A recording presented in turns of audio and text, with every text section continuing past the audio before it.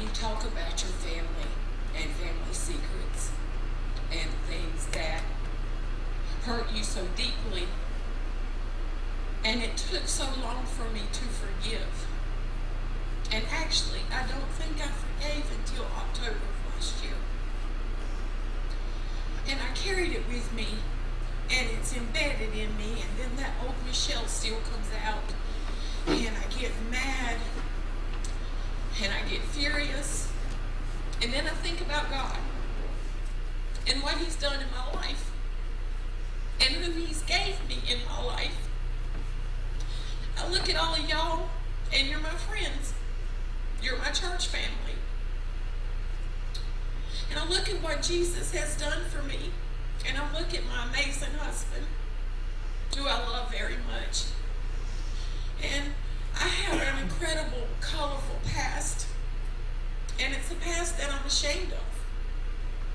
It's a past based on lies. Started out with my mother.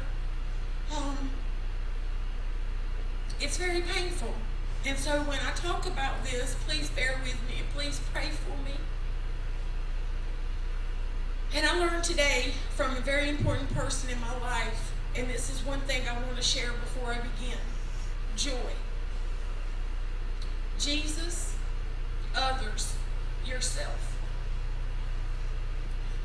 You know, that's really what it's all about right there, is joy. Jesus, others, yourself. Yeah. And that person I love very much. And I called him today to talk to him about some issues. And he shared that with me, and it's something that I'll never forget. And I hope that you guys will always remember that too when you're thinking about joy. As I begin, please, y'all, please be patient with me and pray for me. When I was before I was born, my mother had an affair, and she was married. She had an affair with my father, and I was the product of that affair. She had a daughter, and her name was Cheryl.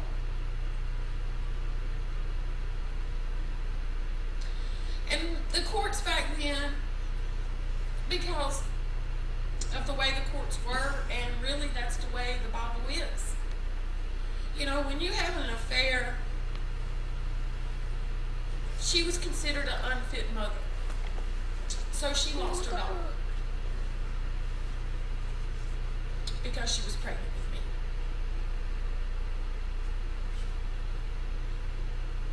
My mother and I today do not have a relationship. And I cry over this all the time. It breaks my heart. My family and I have no relationship at all.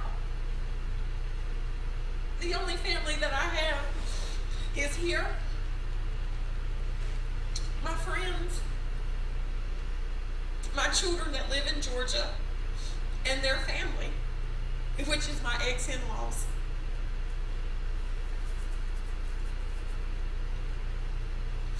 When I was 12 years old, my mother tried to commit suicide, and I found her. And all my life, I couldn't even empty an ashtray right. I couldn't clean a tub right, considered to her. So I always felt like I wasn't good enough. And when she did that, she had to go into a mental hospital. And my grandmother came, which I called her Granny. And this was on my father's side. She didn't read, she didn't write, but she told me about Jesus. And she was only there for a brief time, but I'll never forget what she told me. And she was an amazing woman. She had no electricity. She had a dirt floor. No bathroom. You had to go outside to use the bathroom, but she was awesome.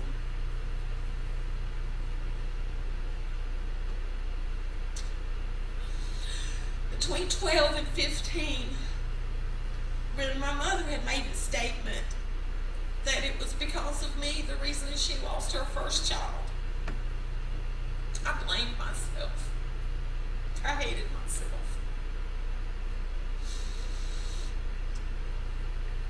So I left home 3 times from the age 12 to 15. I was acting out. I wanted her attention. In the 7th grade, I promise you, this is how in tune she was in my life. I was at Woodington.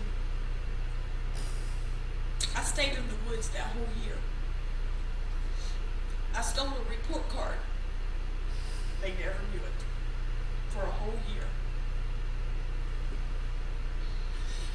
My children could have never got away with that 1 week. So then, because they were so embarrassed, they took me to BF grade. And again, I'm trying to win her love. I make the beta club. Oh, I'm real smart. But I used it all in the wrong ways. So finally,